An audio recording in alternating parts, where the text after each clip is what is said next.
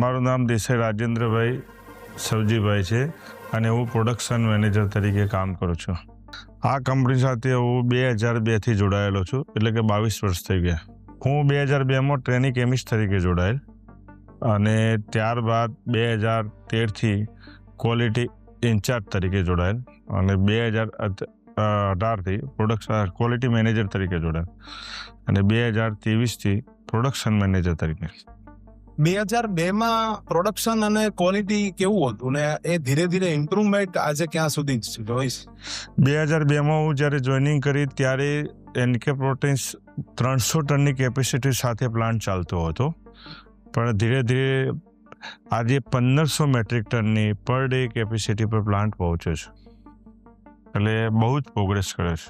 ક્વોલિટીની અંદર છેકથી નિલેશભાઈ સાહેબનો એક મોટો હતો કે ક્વોલિટી સાથે કોઈ પણ પ્રકારનું કોમ્પ્રોમાઇઝ કરવું નહીં, અને આ મોટો જાળવી રાખ્યો છે અને સતત ક્વોલિટીમાં અપડેટ થતા રહ્યા છે. જેમ જરૂરિયાતો કસ્ટમરની સર્જાતી ગઈ, જેમ જેમ જરૂરિયાતો વધતી ગઈ એ પ્રમાણે ક્વોલિટીમાં ફેરફાર કરી અને આજે સારામાં સારી કોટન સીડ ઓઇલ હોય, સનફ્લાવર ઓઇલ હોય, સોયાબીન ઓઇલ હોય કે કોર્ન ઓઇલ હોય, દરેક ઓઇલની અંદર સારામાં સારી ક્વોલિટીનો માલ તિરુપતિ અત્યારે આપી રહ્યું છે.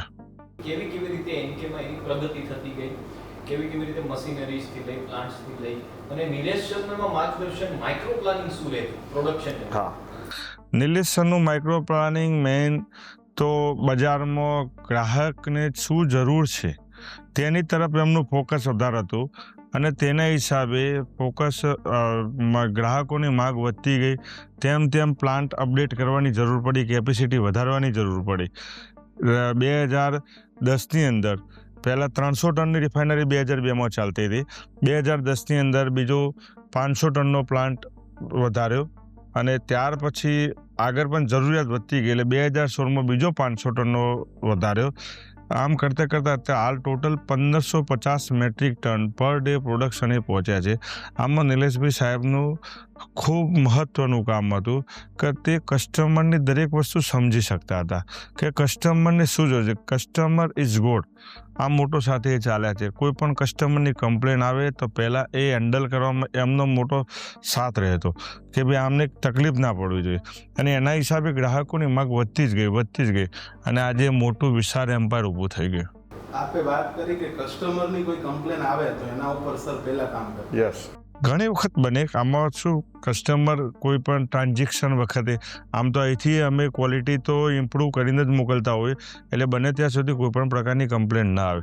પણ ઘણી વખત એવું થાય કે ટ્રાન્ઝેક્શન દરમિયાન કોઈ ટીન રોડ ખરાબ હોય એના હિસાબે ટીન લીકેજ થાય, બીજું ત્રીજું થાય, તો અવારનવાર કોઈ સામાન્ય પ્રસંગો બનતા હોય તો એમાં સીધું ધ્યાન એ દોરતા કે ભાઈ કસ્ટમરને કોઈ તકલીફ ના પડવી જોઈએ, એનો જે બી જરૂરી રસ્તો હોય એ અપનાવો.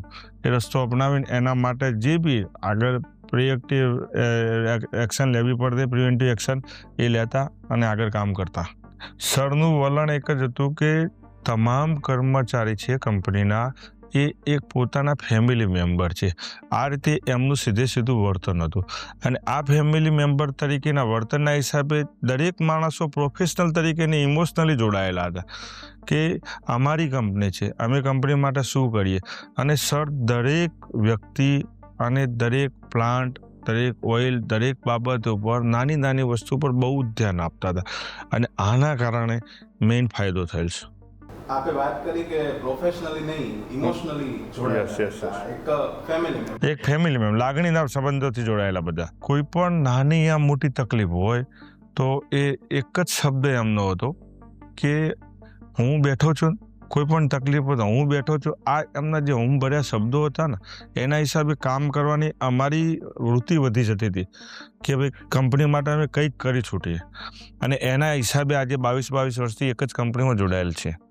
એમની આત્મીયતા દરેક કર્મચારી સાથે જોડાયેલી જ હતી કે કર્મચારીને કંઈ પણ નાની મોટી તકલીફ હોય ને તો એ ત્યાં કમ્પ્લીટ ધ્યાન રાખતા.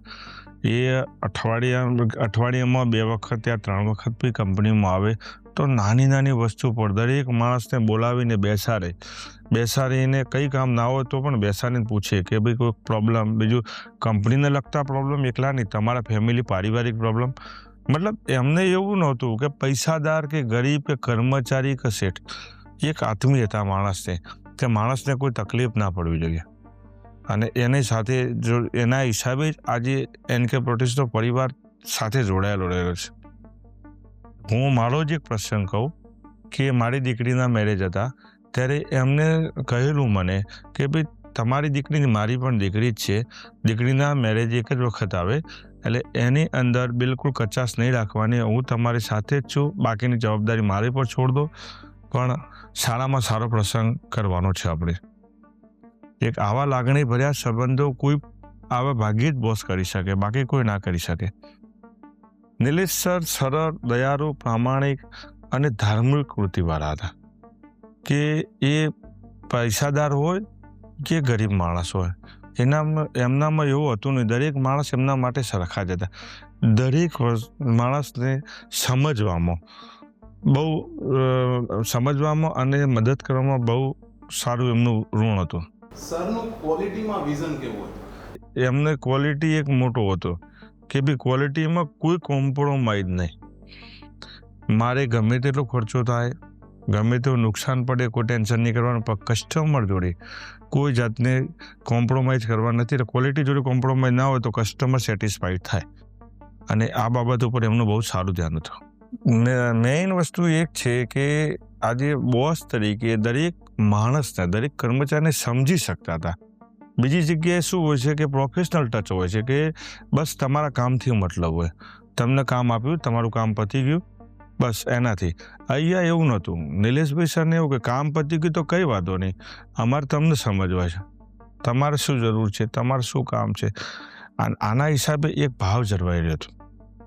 એટલે બીજી કંપનીમાં આ કંપનીમાં બહુ જ ડિફરન્સ છે. બીજી કંપની એક પ્રોફેશનલ તરીકે છે, આ પારિવારિક છે. એમનું વિઝન બહુ મોટું હતું. નિલેશભાઈ સાહેબ એક એનકે પ્રોટીન્સનું માટે જીવન સમર્પિત કરેલું છે. એમને તિરુપતિ એમના જીવનમાં વણાયેલું હતું કે જેના માટે એ સદાય તત્પર હતા. જ્યારે બી પ્લાન્ટ રાઉન્ડમાં આવે ત્યારે એક પણ નાનામાં નાની વસ્તુ તો એમનું ધ્યાન હતું. માણસ પ્રત્યે, મટીરિયલ પ્રત્યે, પ્લાન્ટ સાઇડ, ક્વોલિટી સાઇડ કે ચાહે ફિલિંગ પાર્ટ હોય, દરેક પાર્ટ પર એમનું પૂરેપૂરું ધ્યાન હતું. આ એક મોટું એમનું કામ હતું કે જે કોઈક શેઠ જ કરી શકે. એક બીજી વસ્તુ એમનામાં બહુ બેસ્ટ હતી, જરૂરી સમયનો પૂરેપૂરો ઉપયોગ કરો. દરેક સમયે બીજી રહેવા છતાં દરેકે નાની નાની બાબતો પર ધ્યાન પણ આપવાનું. આ બધું સાથે સાથે કરતા હતા. વ્યર્થ વાતોમાં સમય અમને કદી બગાડ્યો નથી. આજે સર 4 વર્ષથી નથી, છતાં પણ કંપનીની ચેનલ હજુ પણ આટલી સ્ટ્રોંગ છે, એનું કારણ શું? એનું કારણ છે કે નિલેશભાઈ સાહેબના એક પારિવારિક સંબંધો અને અત્યારે જે હાલનું મેનેજમેન્ટ છે એમાં કંપનીના દિગ્દર્શક શ્રી પ્રિયમભાઈ સાહેબ એ પણ નિલેશભાઈ સાહેબના જેવી રીતના જ પારિવારિક જ જોડાયેલા છે. ફેમિલી રિલેશન જ દરેક કર્મચારી પ્રત્યે રાખે છે, દરેક વસ્તુને સમજી શકે છે. આના કારણે પૂરેપૂરું બંધન જે કર્મચારી અને બોસ વચ્ચેનું હોય જળવાઈ રહ્યું છે. એના હિસાબે આજે પ્રોગ્રેસ સતત ચાલુ જ છે અને હજી ભવિષ્યમાં આગળ જશે. સર માટે હું છેલ્લે એટલું કહીશ કે સરના બહુ મોટા સપના હતા કે ઘણા અધૂરા રહ્યા છે, તો અમે સરના અધૂરા સપના પૂરા કરવા માટે પૂરેપૂરો સહયોગ આપીશું. એ જ અમારા માટે એમની સાચી શ્રદ્ધાંજલિ રહેશે.